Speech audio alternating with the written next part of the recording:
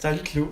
Allô? Fait que, on est ensemble aujourd'hui pour parler d'un sujet dans le cadre de notre cours d'introduction aux théories de la communication médiatique. Fait qu'on va se parler de notre déconnexion. Fait que, individuellement, on a fait une déconnexion chacun de nos côtés au cours de la session. Donc, quand on parle de déconnexion, on parle vraiment de tout ce qui est numérique, tous les médias numériques et technologiques. Fait qu'on s'est comme déconnecté du monde à un certain point. Est-ce que t'as inclus les livres, toi? J'ai pas lu, fait que oui. Ok, super. Ben, on se rappelle, là, je vais citer Jean-Sébastien Hardy dans Nostalgie contemporaine, médias, culture et technologie. Donc, la détoxification digitale se définit comme une période déterminée pendant laquelle une personne s'abstient volontairement de faire usage d'appareils électroniques dits de connexion. Donc, je sais pas si j'inclurais les livres, mais en tout cas, moi, j'ai pas lu pendant ma déconnexion. OK. Moi, ça a été pendant le mois d'octobre. J'ai fait un 48 heures. Puis, en fait, c'est ça, je suis allée camper avec mon amoureux. Puis, ça a été quand même simple, faire ma déconnexion. Tu sais, ça a pas été tant que ça du tracas. Tu sais, je gardais mon cellulaire à proximité en cas d'urgence, mais on dirait que pendant le 48 heures, j'ai même pas eu à penser à mon cellulaire de tout le temps. Mm-hmm. Toi, c'est quand que t'as fait ta déconnexion? Moi, ma déconnexion, ça s'est passé en novembre. Ok. Je me rappelle plus c'est quand exactement, là. C'était la deuxième fin de semaine de novembre, je pense. Ça fait pas si longtemps. Non, c'était comme mi-novembre. Ouais. Puis j'étais parti avec mon cousin, puis notre ami. Hein? Oui. Puis je suis parti à Huberdeau, dans les Laurentides. On est parti dans un chalet. Okay. Un petit chalet pendant 2 jours. Puis non, moi non plus. Pas de téléphone, juste des gens. Ça fait du bien. Puis on dirait que le fait de se retrouver en nature, ça simplifie la chose. Mm-hmm. Tu sais, je me serais mal vue faire la déconnexion dans l'appartement en plein centre-ville de Montréal. C'est probablement faisable, mais on dirait que, ben, surtout en ce moment, tu sais, la situation fait en sorte qu'on n'a pas grand-chose à faire. Fait qu'on dirait que je suis tout le temps portée à, tu sais, j'ai un petit moment d'inattention, un petit moment que je sens que j'ai rien à faire.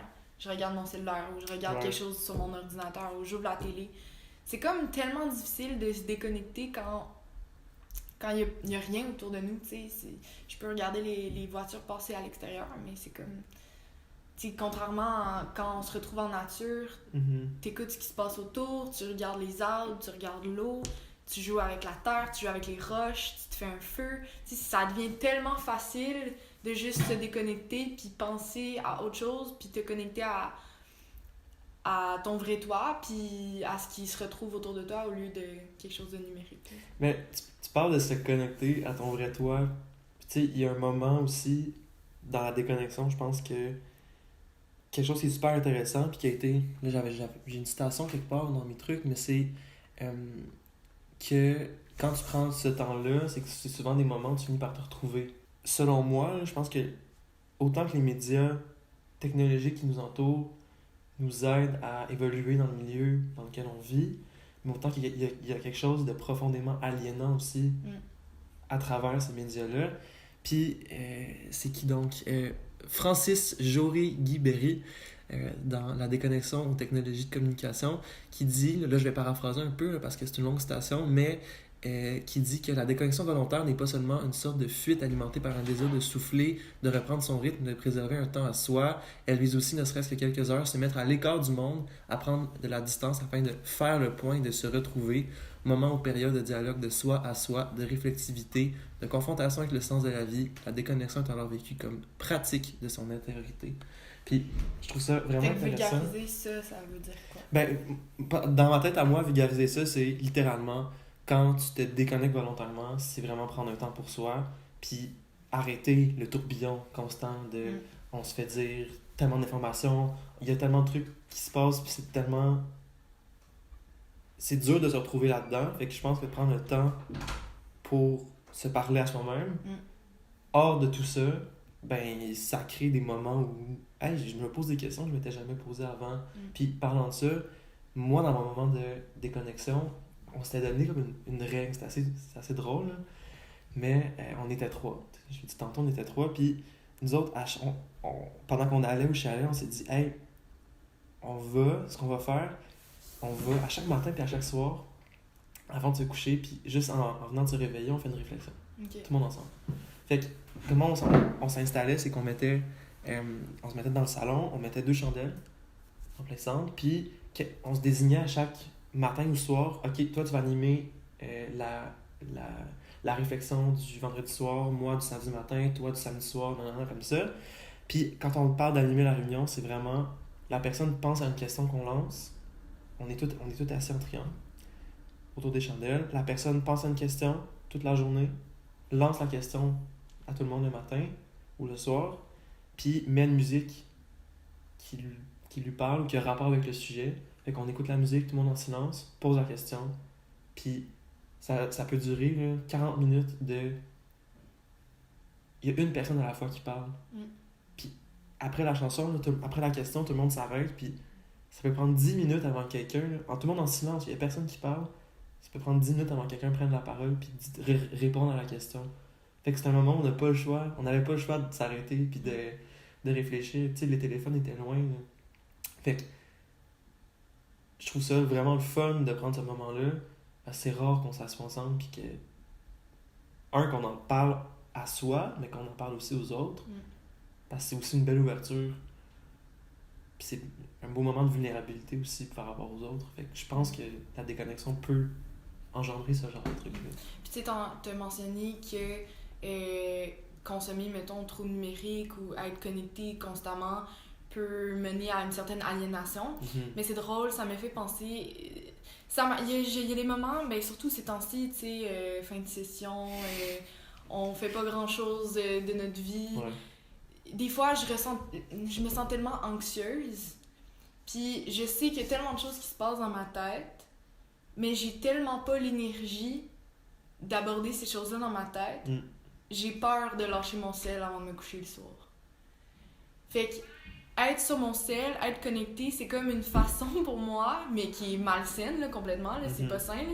Je dis pas que c'est une solution, mais c'est une façon pour comme mon cerveau d'éviter ce qu'il y a à aborder. Fait qu'on est complètement déconnecté là, de nos sentiments. Puis moi, ça m'évite ça m'évite d'aborder ces sentiments-là qui sont présents, puis qu'ils vont être présents jusqu'à temps que je les aborde. Mais c'est ça, puis j'ai l'impression que si demain matin, tu m'envoies dans la forêt, toute seule ou avec quelqu'un, sans mon ordinateur, sans mon cellulaire, j'aurais pas le choix d'aborder ces choses-là, puis sûrement qu'il y a un gros poids qui va s'enlever de mes épaules, mais il va falloir que je prenne ce temps-là, tu sais. Mais tu sais, il y a aussi l'aspect tantôt, là, tu disais justement, quand on évite des sujets pour se parler, on veut pas se parler à nous-mêmes parce qu'on a peur d'aborder certains sujets, mais tu sais, nous on a fait quelque chose ensemble qui s'appelle le 18 jours. Tu sais, 18 jours, là, pour ceux qui ne savent pas, c'est à notre cégep, on avait un cours complémentaire qui durait, c'était une expédition là, de 18 jours en forêt où on était complètement déconnectés. Donc, plein air expérientiel, 18 jours. Ça fait que pas de téléphone, pas de montre, pas rien, on n'avait rien. On n'avait pas l'heure, on n'avait pas accès à... On n'avait pas de livres.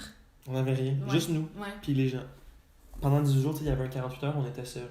Ils nous déposaient à un coin, là, puis on était 48 heures seuls, puis aucune interaction avec personne sauf nous. Pas d'heure, pas rien.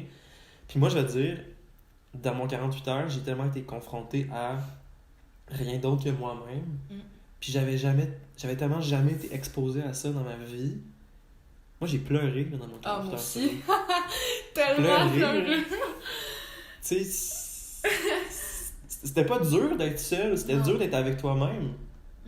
Tu sais, on était en conversation, puis cette conversation-là était tellement difficile à avoir parce que je l'avais jamais eu pour vrai, de cette façon-là, aussi intense, que ça m'a fait tellement, comme ça a été bénéfique. Tu sais, je pense qu'on est sorti de ça grandi, Mais c'était dur. Il fallait crever un abcès, je pense. Mais moi, tu vois, après ça, tu sais, après le 48 heures solo, on avait beaucoup parlé entre nous, puis Mhm. je sais qu'il y a des gens qui l'ont trouvé vraiment difficile, le fait d'être seul, parce que ces personnes-là ont besoin constamment d'attention des autres, constamment d'approbation, puis ces personnes-là ne passent jamais de temps seules dans la vie. Mhm. Moi, je suis quand même quelqu'un qui est bien avec sa personne quand je suis seule, là, tu sais, je trouve ça important dans la vie de tous les jours de passer du temps avec moi-même, fait que ça n'a pas été difficile pour moi. Ce qui était comme tu sais le fait d'être seule avec moi-même n'a pas été difficile pour moi. Ce qui était difficile, c'est j'avais rien à faire. C'est ça que j'ai trouvé tough. Puis je me souviens d'avoir pensé, ce qui me remontait le moral, c'est de penser qu'il y avait 45 autres personnes qui étaient en ce moment comme moi, seules sur une île Mhm. avec rien. Puis ça me remontait le moral, c'est con, hein. Ouais. Mais si c'était juste moi qui étais en train de vivre cette expérience-là, je pense que j'aurais trouvé ça vraiment difficile. Mais tu sais, pendant ces 48 heures-là, tu sais, on n'a pas fait grand-chose là, pendant ce temps-là. Tu sais, moi, je me souviens, je me suis lavée. Après m'être lavée, je me suis fait sécher au soleil pendant le plus longtemps possible. Après ça, j'ai fait le ménage de mon sac. Après ça, je mangeais un peu. Je me suis fait un petit feu, je triais les brindilles. Tu sais, j'ai passé une grosse partie du temps à juste aller chercher du bois ou à explorer mon petit bout de terre.